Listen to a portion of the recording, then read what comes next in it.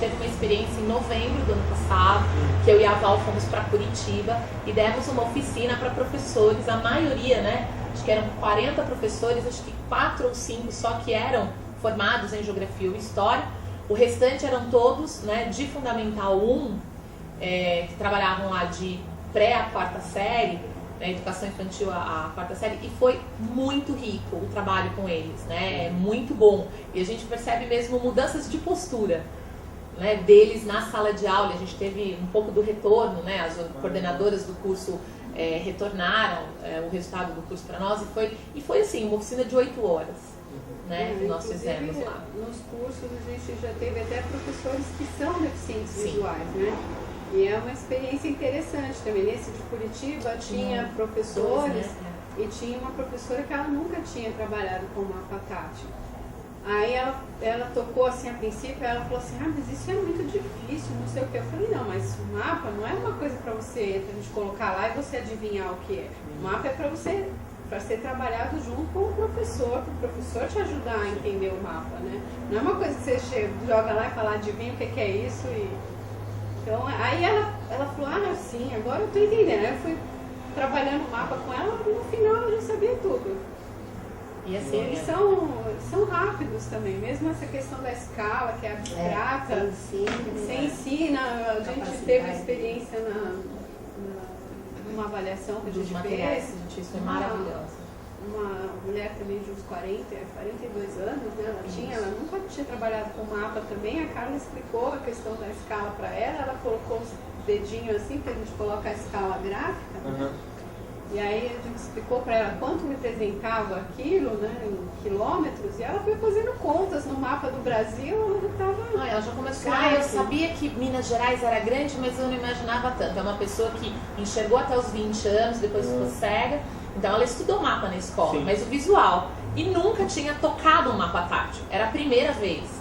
E ela ficou assim, ela adorou, como Minas é maior que o Rio, quer dizer que eu levo tanto tempo... E assim, a mãozinha correndo o mapa, então foi assim, um resultado muito interessante. A gente tem assim vários relatos, né, de toda vez, de experiências, toda vez que a gente tem um aluno, um estudante com deficiência visual que mexe com o material, para nós é até um pouco é como se fosse meio uma terapia, assim, porque a gente canaliza muito do emocional, né, e é muito interessante. Às vezes a gente tem que separar a questão, né, da avaliação do material, mas é muito emocionante. Eles sempre dão experiências, assim, de vida, né, muito interessantes. E o universo dessas pessoas também é muito grande, é muito diferente. Então tem desde a pessoa que nasceu cega, até a outra que ficou cega aos 20 anos, o outro que está em processo de perder a visão, então é muito diversificado. Nós temos um que nós acompanhamos agora na avaliação, que ele tem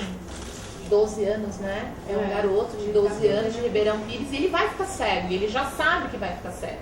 Então ele tem baixa visão, mas ele está aprendendo braille. E ele fala, e eu falei pra ele, você quer ver ou você quer tocar? Ou quer fazer os dois, brincando com ele? Os dois, né, Carla, daqui a pouco eu não vejo mais. Então, deixa eu treinar meu dedo. Ele falou, preciso treinar. Então e é uma questão que é forte para você. Né? Quer dizer, é uma criança de 12 anos que vai ficar cega. Então você tem toda essa questão que é importante. Por isso que a gente pesquisa bastante e estuda. Né? Apesar de não ter a formação em pedagogia, em educação especial, toda essa parte teórica da educação especial, ela acaba fazendo parte das nossas pesquisas. Então a gente acaba lendo muito sobre isso, porque é um universo muito diferente do nosso. Quer dizer, mesmo a gente não tendo a pretensão, e não temos mesmo de substituir o professor especializado, né, nos estudantes com deficiência, se a gente vai trabalhar nesse universo, a gente precisa conhecer. Né? Então é uma preocupação grande também fazer esse estudo. Então, só para terminar, eu gostaria que vocês falassem exatamente como é que é a abertura aqui do laboratório para a sociedade, para os professores que vêm visitar, se tem workshops, quando como é que funciona isso? Bom, o laboratório está sempre aberto, né, a visitação dos professores, de pessoas com deficiência também. Como a gente não tem uma estrutura tão grande assim, só tem eu de funcionária, né, eventualmente a gente tem algum estagiário, Então a gente pede que as pessoas liguem, marquem um horário para vir, até para a gente saber exatamente o material que ela tem mais interesse, poder separar, né? Mas o laboratório está sempre aberto à comunicação dos usuários, tanto professores quanto pessoas com deficiência. Os workshops, normalmente a gente tem dado nos eventos, né? No caso da Semana de Geografia, é um evento que a gente sempre tem dado. Que é todo ano, né? Todo ano a gente faz. Ou se são convidados. Então, às vezes as pessoas ficam sabendo, convidam. Que foi esse caso de Curitiba. Foi um convite, né, da secretaria. E aí nós ficamos 2 dias lá dando oficina. E já aconteceu também, por conta dos projetos, da gente dar esse mesmo curso fora do país. Né? Então, a gente já levou, né, isso aqui. Eu e a Val fomos para o México, demos um curso para professores lá, no México em 2004. E depois, no Chile, já foram 4 cursos de capacitação para professores e um na Argentina. Então, a gente já vem fazendo esses cursos, essas oficinas. Não é assim, toda semana tem ou todo mês tem, mas sempre que tem oportunidade, no Encontro Nacional de Geógrafos do ano passado, em julho, nós também oferecemos. Nós temos aí nos nossos planos fazer um site também. Lógico que para a pessoa com deficiência visual não vai ser uma coisa que ela vai aproveitar tanto, mas mais para os professores mesmo, né? Para disponibilizar fotos dos materiais que a gente já tem, os textos que a gente já publicou, dar dicas de como fazer materiais, colocar um passo a passo de construção de materiais. Então são coisas que estão nos nossos planos aí já há algum tempo que a gente pretende colocar em prática. Tá certo, então é isso. Muito obrigado pela entrevista. Foi ótimo. Que bom. Tá certo. Você tem algumas técnicas para construção dos materiais didáticos, tá? Aqui dos recursos. Eu vou mostrar algumas das técnicas para vocês de produção. Essa aqui é a técnica do alumínio, tá? Então nessa técnica é o seguinte: o mapa ele é desenhado no avesso, tá? Ele é desenhado invertido e com ferramentas, né? O alumínio vai sendo levantado para ter o resultado final, tá? Na lâmina de alumínio. Essa lâmina depois eu posso tirar cópia em plástico, tá? Então essa é a matriz. Uma outra técnica que é muito utilizada é a colagem. Aí ela é também artesanal, né? Você escolhe, seleciona texturas, linhas, tecidos, pontos e vai fazendo a colagem de acordo com o objetivo que você tem no mapa. Nesse caso, eu também posso tirar cópia, então ela também serve como matriz. A colagem é tanto para mapas temáticos, como esse aqui, e como esse, também é um mapa temático, né? Como para servir de base para um mapa físico, que é este aqui, tá? Então aí a colagem é uma das técnicas, na verdade a técnica mais utilizada, principalmente nos países subdesenvolvidos. A colagem é a mais usada pelos professores, tá? Além disso, além da colagem e do alumínio, você tem, né, o uso de um papel especial, que chama papel microcapsulado. E esse papel, ele tem esse nome porque, na verdade, ele tem como se fossem cápsulas de ar no meio dele, né? Ele tem 2 camadas. Você faz o desenho no computador, imprime numa impressora jato de tinta, e quando o desenho está seco, você submete esse papel ao calor. Tem uma máquina especial para que ele não estrague, não deforme. E aí você tem o relevo da ilustração. Esse material é o mais utilizado na Europa, Estados Unidos e Canadá. Mas é possível a construção de maquetes. Tá? Então aí você tem com técnicas de construção de maquete. Tá? No caso dessa maquete aqui, e depois a de São Paulo, que aí eu mostro em detalhe, porque eu vou falar do som. Tá bom? A partir dessas bases, eu posso tirar cópia. Então, isto aqui já é uma Então, o que que eu tenho? Aqui é uma impressão normal, né, em tinta. E o plástico transparente, ele é uma cópia da matriz, né? E aí permite que eu tenha a informação tanto visual como tátil.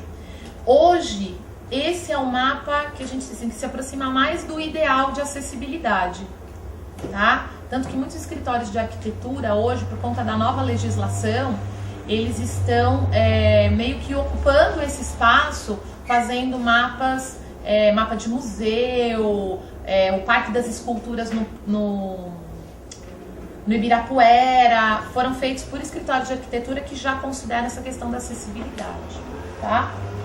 Bom, aí aqui você vai ter outros exemplos, aí você já virou, né? Outros exemplos, tanto de cópia, porque a cópia pode ser em plástico transparente, mas pode ser nesse plástico. Outros exemplos de matrizes. E aqui é uma maquete. Então vamos lá. O diferencial da maquete, na verdade, ela é uma maquete de relevo. Ela é do centro de São Paulo no início do século XIX. Então ela traz o traçado original das ruas do século XIX e o traçado original do rio Anhangabaú e do rio Tamanduateí antes da retilinização, né? E o diferencial aqui é que essa maquete ela é ligada a um sensor, né? Eu tenho sensores que são ligados a uma placa. Essa placa está no computador que tem um som pré-gravado. Quando o aluno aciona o botão, o computador dispara uma informação sonora. E isso é possível de ser programado.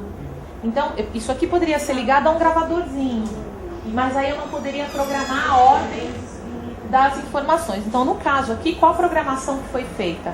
Quando ele aperta um botão e o som é disparado, os outros botões são bloqueados.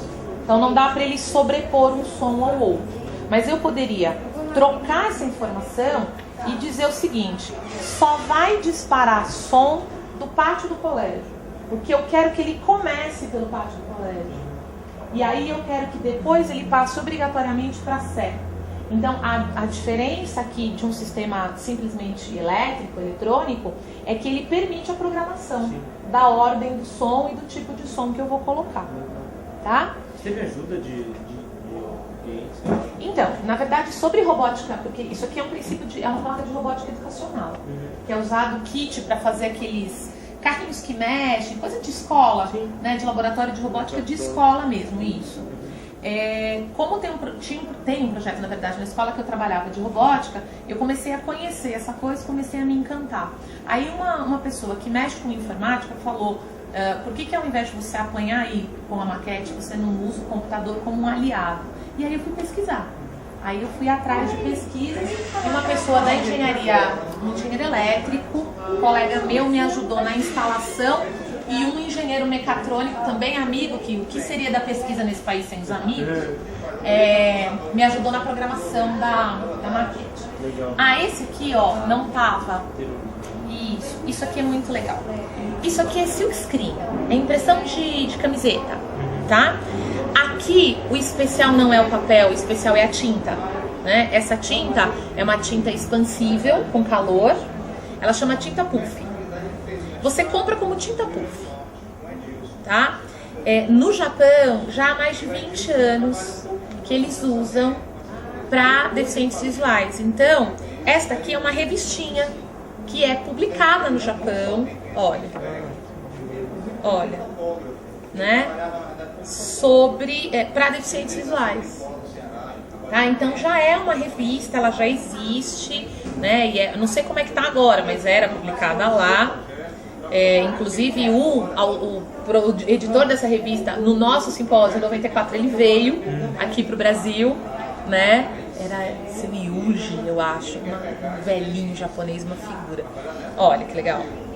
Então ela essa aqui a Val pegou essa porque ela tá em inglês, porque é uma edição comemorativa, porque na verdade elas saem todas em japonês, tá? Então era o décimo ano da revista, né? Aqui, e isso em 94, 93, quer dizer, já tem um tempão.